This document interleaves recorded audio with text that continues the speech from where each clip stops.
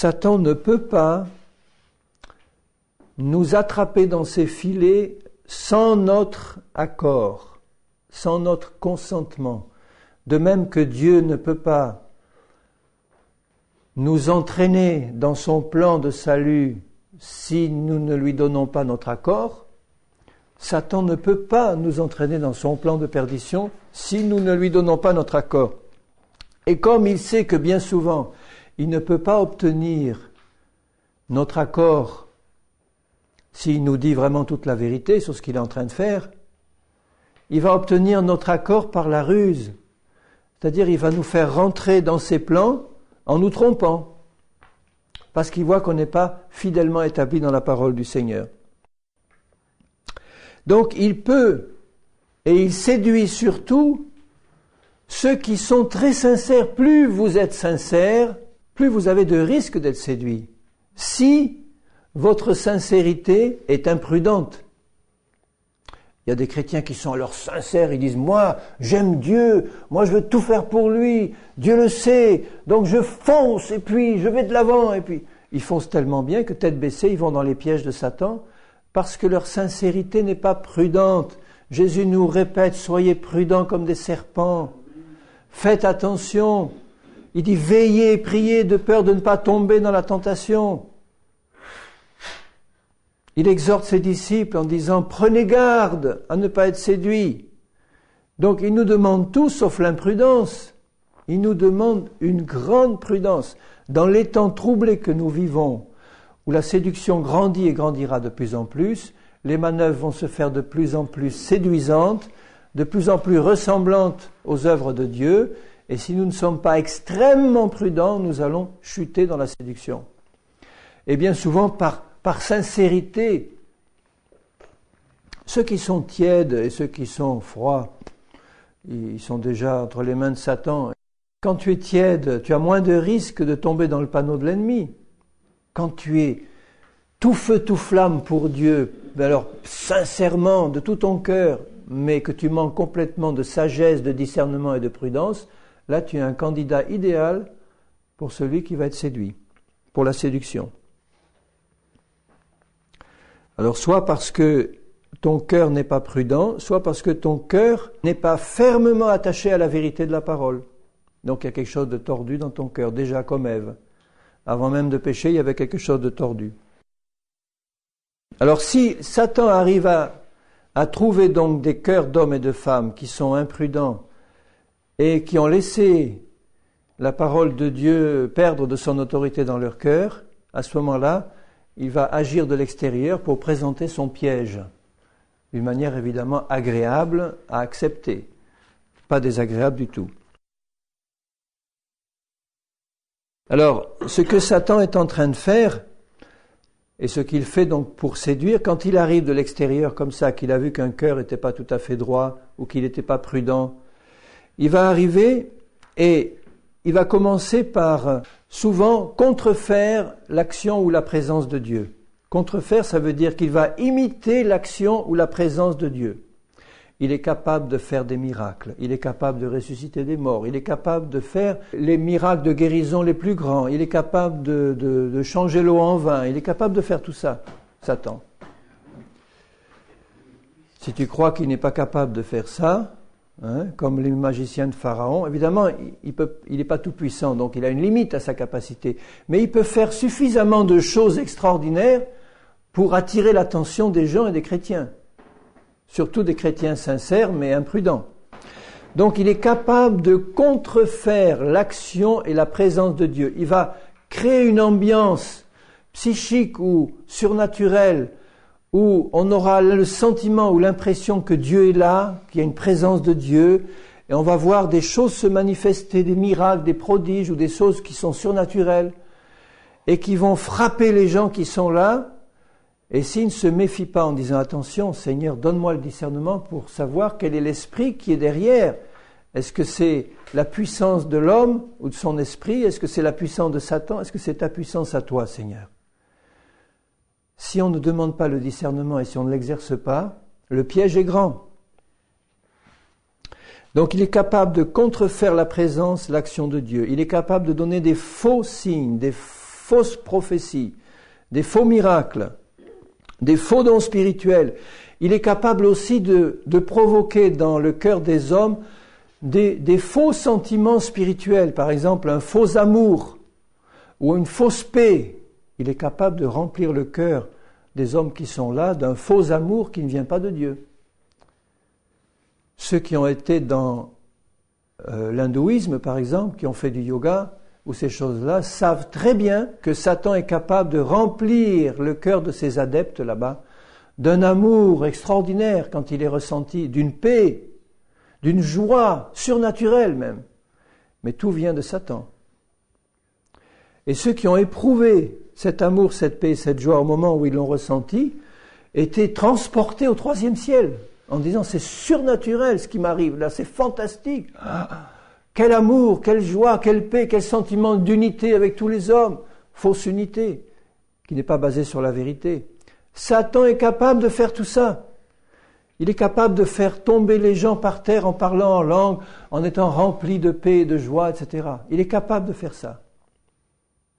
Il faut être prudent sur nos gardes et demander le discernement au Seigneur.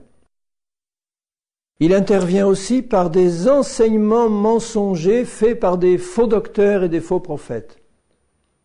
C'est-à-dire des gens qui ont été manipulés par Satan et qui tordent la parole, c'est exactement ce qu'ils cherchent à faire pour ajouter, retrancher ou carrément supprimer la parole ou des passages entiers pour qu'on croie au mensonge.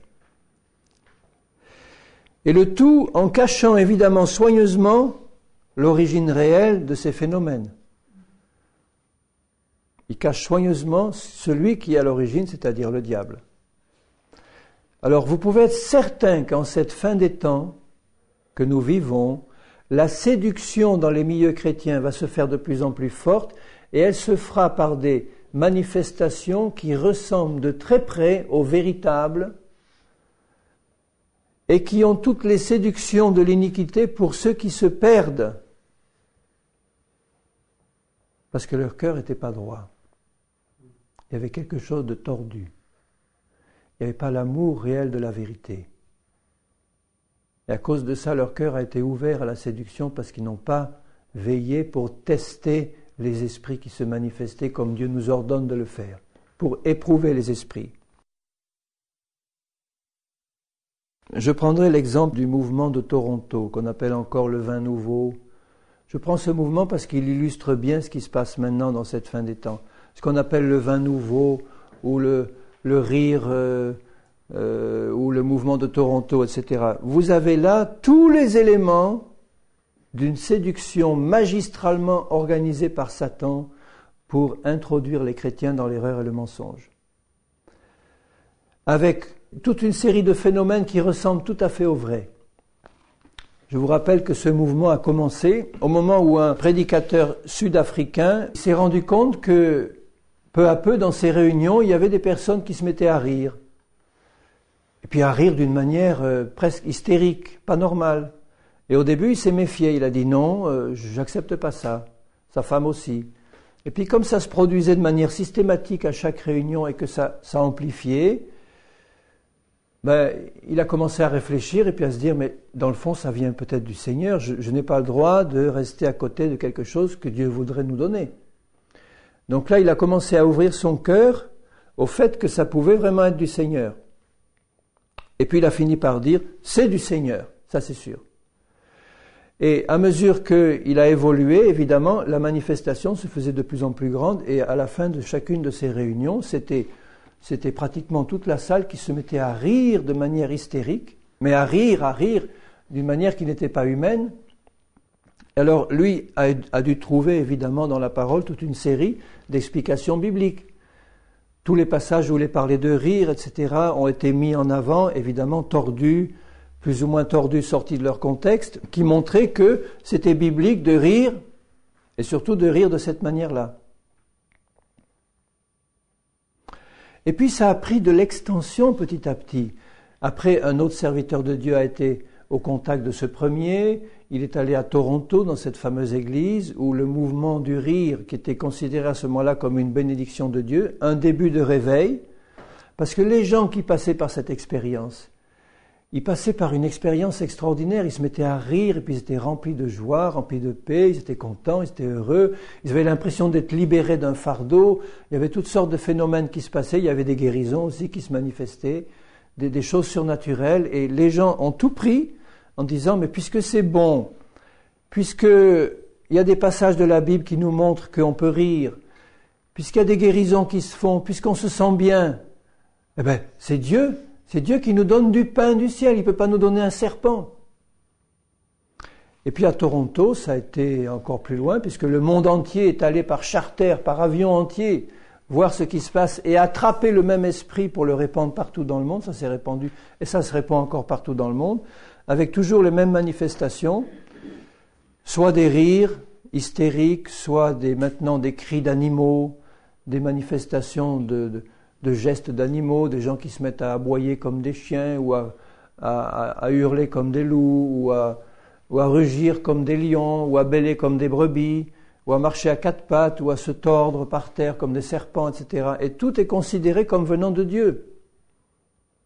J'ai lu des livres, j'ai vu des cassettes vidéo, j'ai vu ce qui se passait. Pour moi, c'était évident et c'était clair et net que ça ne pouvait pas venir du Seigneur. Le Dieu saint et redoutable de la Bible, on ne peut pas se moquer de lui de cette manière-là, en riant d'une manière incontrôlable et hystérique. Tout ce qui est incontrôlable et hystérique ne peut pas faire partie d'un contrôle de soi biblique qui est inspiré par le Saint-Esprit. Donc vous aviez une fausse théologie, c'est-à-dire qu'on a tiré de la Bible tout ce qui pouvait sembler se rapporter au rire pour appuyer ce vin nouveau et mettre des versets bibliques autour.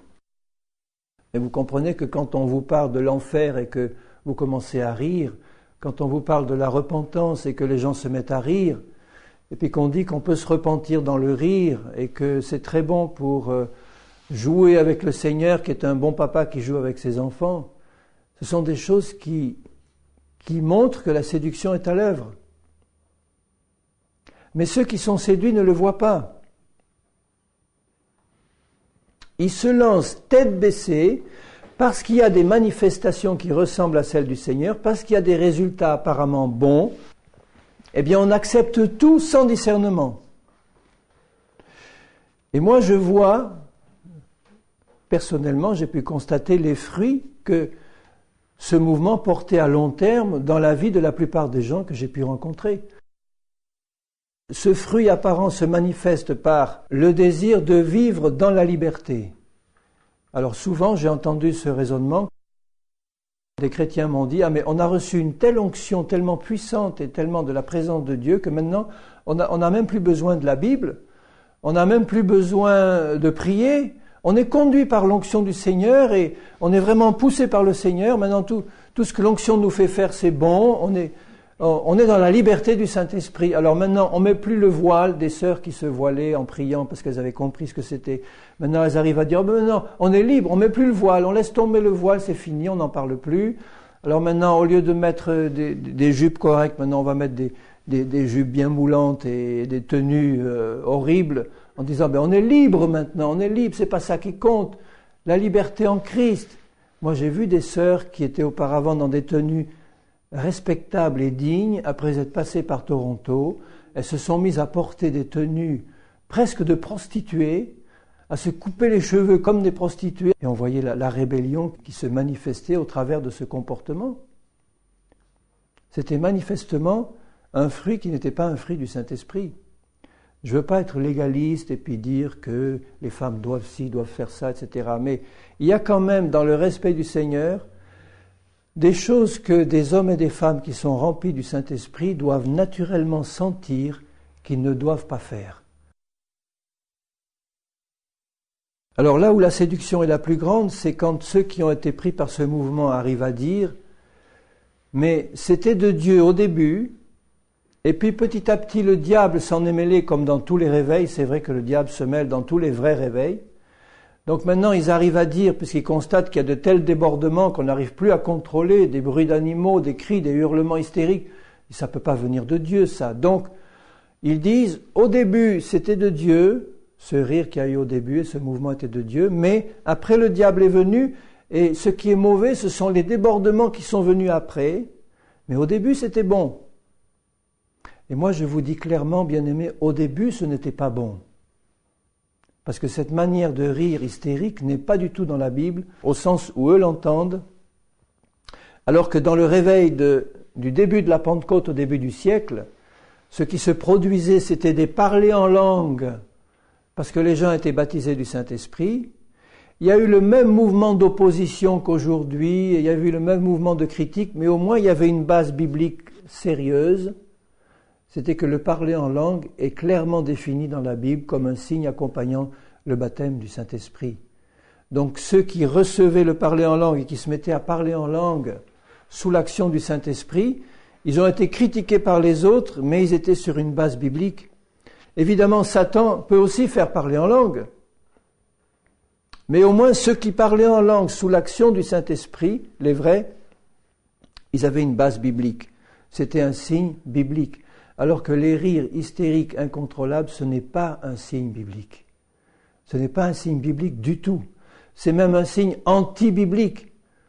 Parce que tout ce qui est incontrôlable et incontrôlé, tout ce qui n'est pas maîtrisé dans l'équilibre, tout ce qui est excessif, d'ailleurs un excès de réserve comme un débordement excessif, ne peut pas venir du Seigneur. Tout ce qui est excessif ne vient jamais du Seigneur.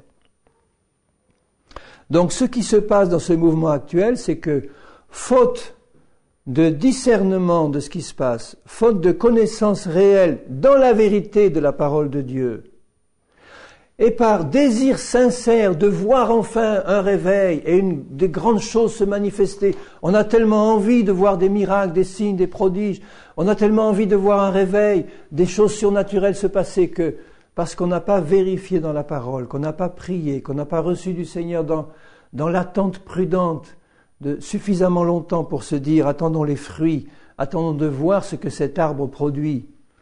À ce moment-là, on s'est jeté tête baissée dedans et on en porte les conséquences. C'est que maintenant, la séduction se développe de manière de plus en plus subtile et on commence à accepter de plus en plus facilement les choses les plus abominables.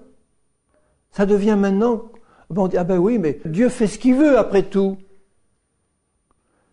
Il peut faire des choses fantastiques, donc les choses qui nous semblent les plus étranges, Dieu peut les faire, ah oui. Il peut faire dénuder des foules entières dans des églises pour danser nus devant le Seigneur, c'est ça qu'ils disent, le blasphème arrive là maintenant.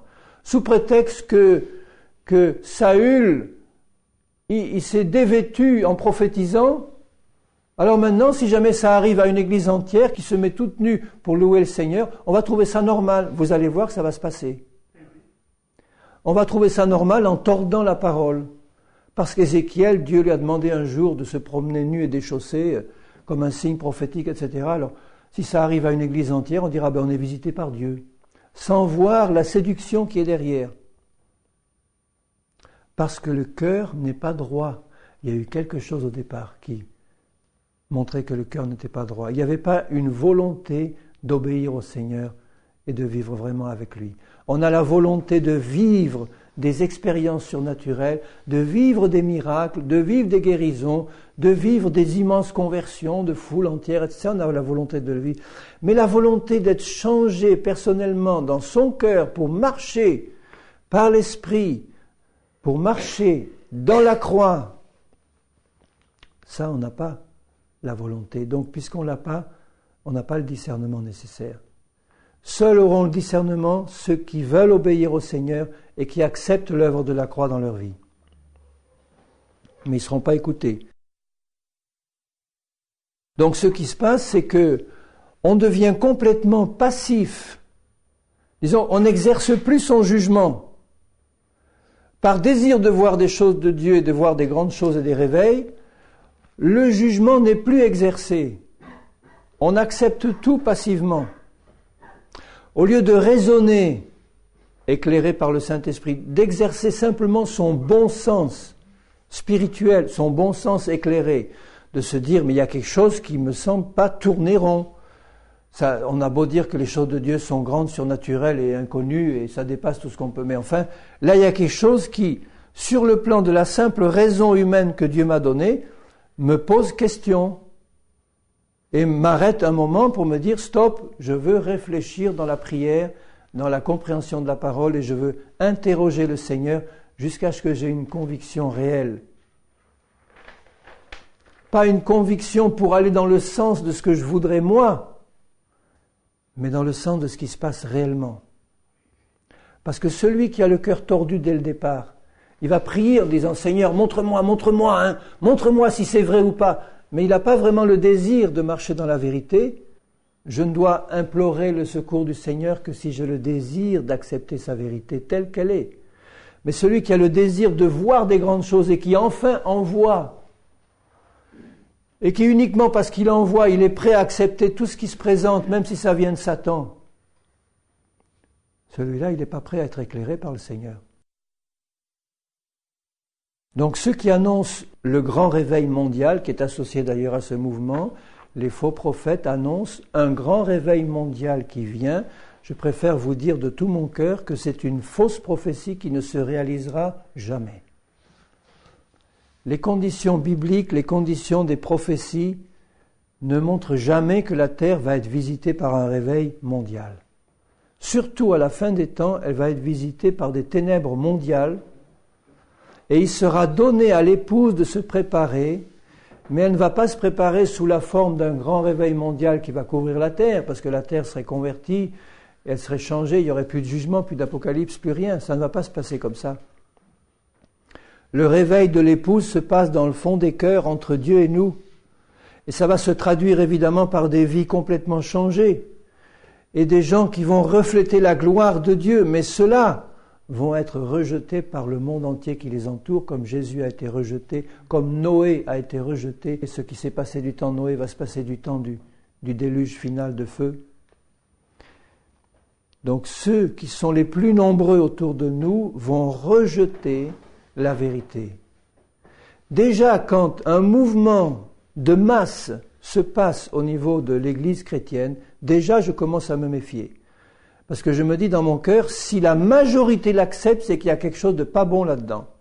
Parce que Jésus nous a prévenu que la majorité de l'Église s'enfoncerait dans l'apostasie, de l'Église visible, pas de la véritable Église, mais la majorité de ceux qui s'appellent chrétiens dans le monde vont s'enfoncer de plus en plus dans les ténèbres et dans l'apostasie. Donc, quand cette majorité-là, au niveau mondial, accepte quelque chose comme venant de Dieu, c'est mauvais signe. Les vrais prophètes ont toujours été peu nombreux, isolés et rejetés par la majorité. La véritable épouse de Jésus ne va pas être la majorité. Elle va se préparer dans le silence, elle va se préparer dans le secret de son cœur, elle va se préparer dans son tête-à-tête avec le Seigneur, elle va recevoir l'œuvre de la croix, elle sera changée, elle va glorifier Dieu en manifestant là où elle est, sur terre, la présence de Dieu, qui vont pouvoir se traduire par aussi des miracles, des guérisons et des prodiges, mais ça va être des choses tellement associées à la vérité et à la sainteté que la plupart n'accepteront pas ça comme venant de Dieu. Parce que le signe évident, ça ne sera pas le miracle, ça ne sera pas le prodige, ça sera la prédication de la vérité et de la sainteté. Et comme ça sera rejeté par la majorité, ça ne sera pas reçu comme vraiment venant de Dieu. Alors que lorsque les faux prophètes et les faux prédicateurs produisent des grands miracles et des grands signes avec un enseignement agréable, liberté, faites ce que vous voulez dans le Seigneur, ça c'est accepté par la majorité, avec signes et miracles. Parce que l'accent n'est plus mis sur la vérité de la parole. Alors maintenant, la conséquence, c'est que tous ceux qui sont dans ce mouvement de Toronto, ils sont en plein œcuménisme avec les catholiques, qui ont reçu aussi le mouvement de Toronto et le rire. Alors maintenant, nous sommes tous frères et sœurs en Christ, dans l'unité et dans l'amour, mais hors de la vérité. Alors on va se mettre à rire tous ensemble en faisant des manifestations extraordinaires et des miracles et des guérisons, mais dès qu'on parle de la vérité du Seigneur, on n'en veut plus. C'est le signe que c'est faux. Ça produit et ça aboutit à un faux œcuménisme, à une fausse unité, dans un faux amour qui n'a rien à voir avec la vérité du Seigneur. Partout où la vérité du Seigneur est annoncée dans la vérité et dans sa totalité, elle sépare comme une épée. Elle produit la division entre ceux qui veulent vraiment marcher avec Dieu et ceux qui ne veulent pas. Elle produit la division. Fausse liberté, etc. Donc je vous mets en garde contre ce mouvement en particulier. Et ceux qui y sont tombés là-dedans, bien-aimés, je vous dis ceci. Si vous ne vous repentez pas publiquement, parce que l'offense a été publique, si vous ne reconnaissez pas publiquement que vous avez été séduit, l'esprit de séduction va continuer à agir en vous et à continuer à vous mener toujours plus loin. S'il n'y a pas de repentance publique disant aux autres qui m'ont vu dans cet état ou qui vous ont vu dans cet état, je me suis trompé, j'ai été séduit, je l'ai reconnu devant Dieu, j'en ai demandé pardon à Dieu et je le reconnais devant vous pour que vous-même vous n'y allez pas. Ceux qui ne vont pas arriver à dire cela publiquement, l'esprit de séduction va garder des droits sur eux et va les entraîner toujours plus loin. Il faut une repentance et une confession. Tandis que si l'orgueil vous empêche de confesser ça et vous pousse simplement à dire « Oh, mais je suis conscient des débordements, mais finalement je suis en plein dans ce réveil et j'y reste », tout en refusant les débordements que je n'accepte pas, vous n'avez pas compris qu'à la racine il y a une séduction. Et le Saint-Esprit va continuer à travailler pour vous le montrer. Parce que le Seigneur n'est pas absent de toutes ces choses. Dieu a l'œil fixé sur son peuple. Et Dieu veut que son peuple entre pleinement dans le pays de la promesse, c'est-à-dire dans un pays de sainteté et de vérité. C'est ça qu'il veut, le Seigneur. Il veut aussi, en plus, bien sûr, les miracles, les signes, les prodiges, et la joie de l'esprit, et la paix. Il veut tout ça, mais dans la vérité et dans la sainteté. Donc surveillons bien les fruits produits pratiquement dans la vie, dans notre vie et dans la vie de ceux qui s'engagent dans n'importe quel mouvement. Jésus a dit, vous le reconnaîtrez à leurs fruits. Et le fruit du Seigneur, c'est le fruit de l'Esprit, c'est la vérité et la sainteté. Si ces fruits-là augmentent, c'est un bon signe. S'ils ne se manifestent pas ou qu'ils diminuent, ça devrait être clair. Et que votre fruit demeure, qu'il demeure. Ce n'est pas un fruit passager et trompeur. Dans Jacques 1, et verset 14, je commence au verset 12 pour voir le contexte. « Heureux l'homme qui supporte patiemment la tentation, l'épreuve. Car après avoir été éprouvé, voyez là c'est l'épreuve, il recevra la couronne de vie que le Seigneur a promise à ceux qui l'aiment. Que personne, lorsqu'il est tenté, ne dise « c'est Dieu qui me tente ». Car Dieu ne peut être tenté par le mal, et il ne tente lui-même personne. C'est le malin qui tente. Donc il parle de deux choses. Il parle de l'épreuve, et il parle de la tentation dans l'épreuve. C'est jamais Dieu qui fait avancer la tentation vers moi. C'est pourquoi Jésus a dit à ses disciples, priez ceci, Père, ne m'induis pas en tentation, ça veut dire ne permets pas que j'entre dans la tentation. Il ne tente lui-même personne, mais chacun est tenté quand il est attiré et amorcé par sa propre convoitise. Et la convoitise, lorsqu'elle a conçu, enfante le péché. Donc vous voyez que la convoitise, pour provoquer le péché, doit concevoir. Ève a été séduite, je reviens toujours à la manière dont ça s'est passé au début, par la convoitise de la chair, la convoitise des yeux et l'orgueil de la vie. Satan est venu la tenter en disant « Regarde comme ce fruit est beau à voir, convoitise des yeux, bon à manger, convoitise de la chair, et propre à ouvrir l'intelligence, orgueil de la vie. » Donc, il arrivait avec cette séduction de convoitise et Ève a laissé la convoitise rentrer dans son cœur. Elle n'a pas résisté à la convoitise que Satan lui présentait. Et elle a dit, au lieu de repousser ça, elle a dit oui dans le fond. Et elle a été ouverte à ce moment-là à la tromperie. Chacun est tenté quand il est attiré et amorcé par sa propre convoitise. C'est celle de Satan, mais elle devient la tienne quand tu l'acceptes. Satan arrive avec sa convoitise du monde, etc. Puis il te fait miroiter ça sous tes yeux. Ça devient tien si tu l'acceptes. Au lieu de refuser et de résister. Mais ce n'est pas encore le péché. La convoitise, lorsqu'elle a conçu, enfante le péché. il faut que la convoitise conçoive, c'est-à-dire des choses contraires à la parole de Dieu qui me sont présentées, doivent pénétrer dans mon cœur, exactement comme le spermatozoïde pénètre dans l'ovule.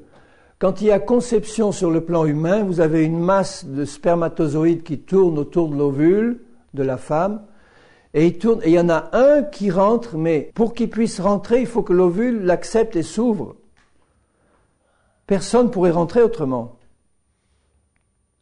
Et au moment où il est rentré, ça y est, la conception est faite. Et une fois que la conception est faite, eh bien l'enfant doit grandir et sortir. Forcément. Donc il faut que cette convoitise qui tourbillonne autour de moi, là, elle ne pourrait rien faire tant que je ne la laisse pas rentrer dedans. Une fois qu'elle rentre dedans, elle produit, ça y est, la conception est faite. Elle pénètre dans le cœur parce qu'elle est acceptée. L'ovule s'est ouvert, il a accepté la semence mauvaise de l'ennemi. Et à ce moment-là, cette conception enfante le péché qui produit la mort. Et le péché, c'est la désobéissance acceptée, consommée. Au moment où Ève a tendu la main pour prendre le fruit et le manger, ça y est. Elle a consommé la désobéissance, mais déjà, la convoitise avait conçu dans son cœur déjà.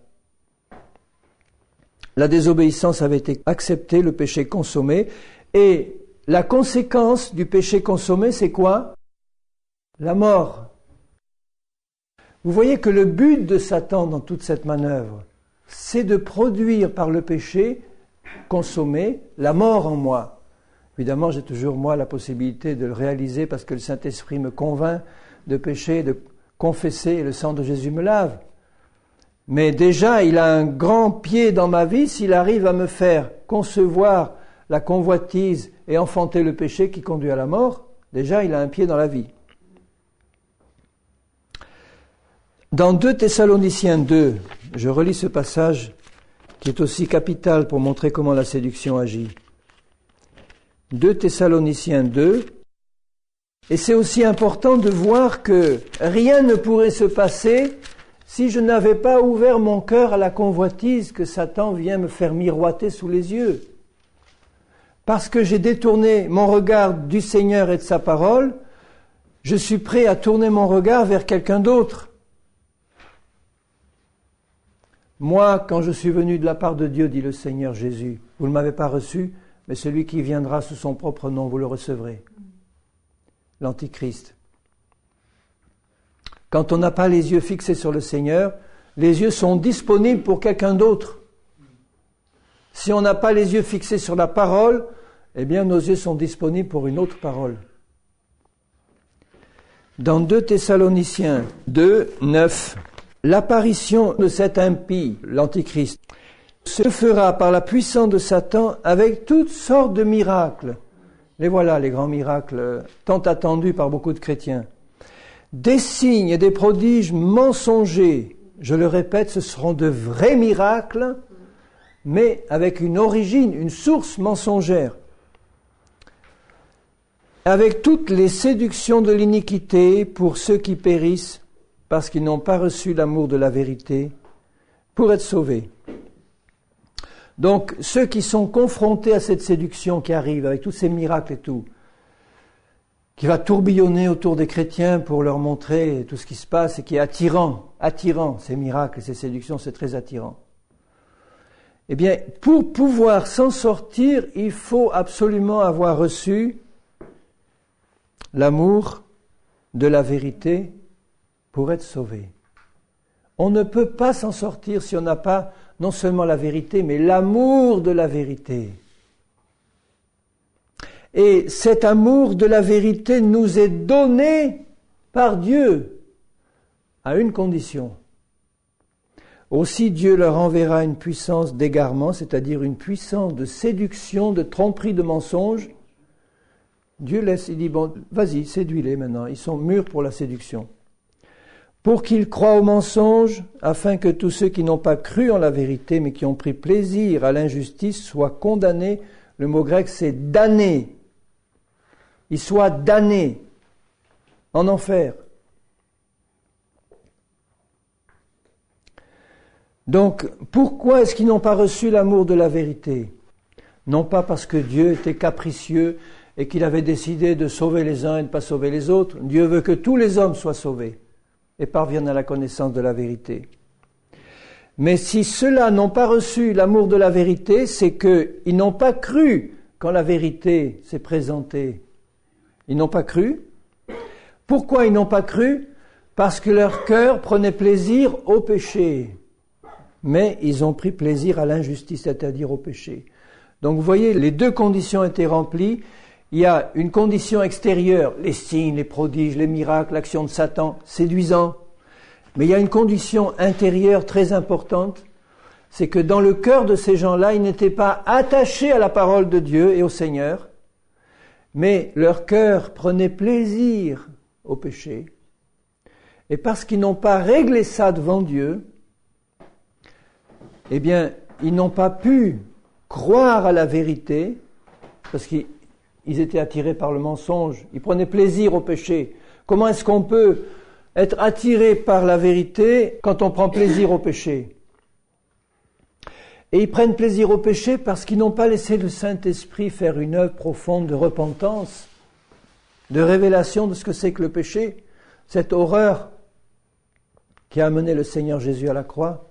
Donc si notre cœur n'est pas décidé à marcher dans la vérité, dans la justice de Dieu, si nous continuons à prendre plaisir à une forme de péché, quelle qu'elle soit, nous risquons de ne plus croire à la vérité.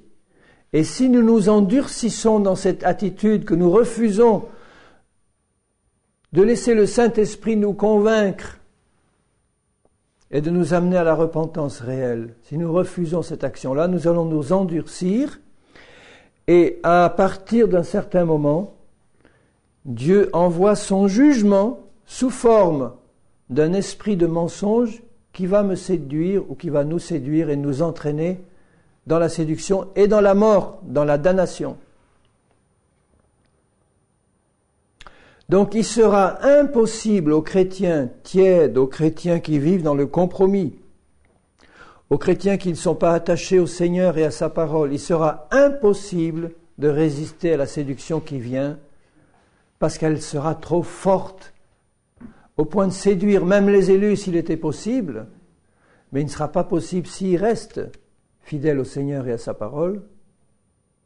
Mais ça va être tellement puissant, avec une telle apparence de divinité, de vérité, avec de tels signes et miracles extraordinaires, qui vont bouleverser des foules entières, qui vont se jeter, tête baissée dans les bras de Satan, parce que derrière, il les attend. Derrière, il y a des fausses doctrines qui sont enseignées, il y a des compromis, il y a des pratiques qui vont se faire, qui vont enfoncer de plus en plus dans le péché et dans la mort. Le but est toujours le même, faire tomber en enfer. Pour nous, frères bien-aimés, il dit au verset 13, « Nous devons à votre sujet rendre continuellement grâce à Dieu parce que Dieu vous a choisi dès le commencement pour le salut par la sanctification de l'Esprit et la foi en la vérité. » Vous voyez toujours vérité, sainteté. Vérité, sainteté. Si ton cœur est attaché à la vérité et à la sainteté, Dieu va faire un travail en toi pour te révéler la vérité et te donner ce cadeau merveilleux qui vient d'en haut, l'amour de la vérité, pour être sauvé. Alors si la séduction grandit tellement dans cette fin des temps, ce passage nous montre clairement que c'est un jugement de Dieu sur le péché qui grandit, y compris dans l'Église.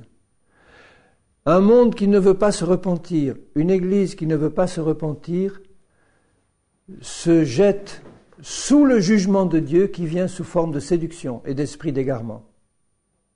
C'est le signe de la fin des temps.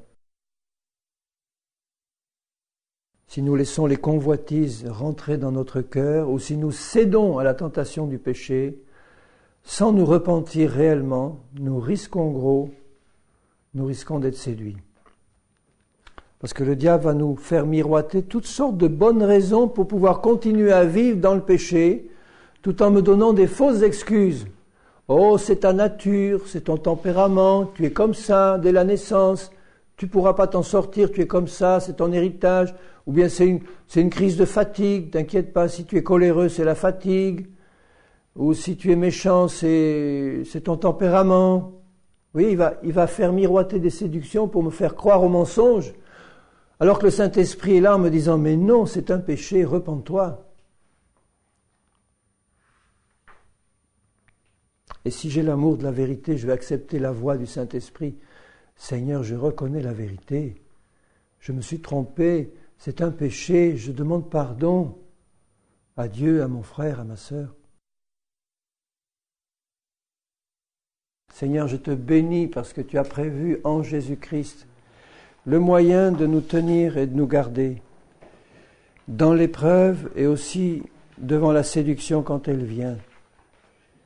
Seigneur, tu nous fais clairement comprendre que dans nos cœurs, il doit y avoir un amour ardent pour la vérité et pour ta sainteté, c'est-à-dire pour toi-même, Seigneur. Pour toi qui es la vérité, pour toi qui es la sainteté même, un Dieu saint. Si nous avons cet amour-là pour toi et pour ce que tu es, tu vas agir dans nos cœurs et tu vas nous donner l'amour de la vérité pour être sauvés. Fais-le dans le cœur de tous ceux qui appartiennent à ton épouse, Seigneur, selon ta promesse. Et conduis-nous constamment en nous gardant de la séduction et en nous permettant de remporter la victoire dans l'épreuve. Seigneur, au nom de Jésus-Christ. Amen.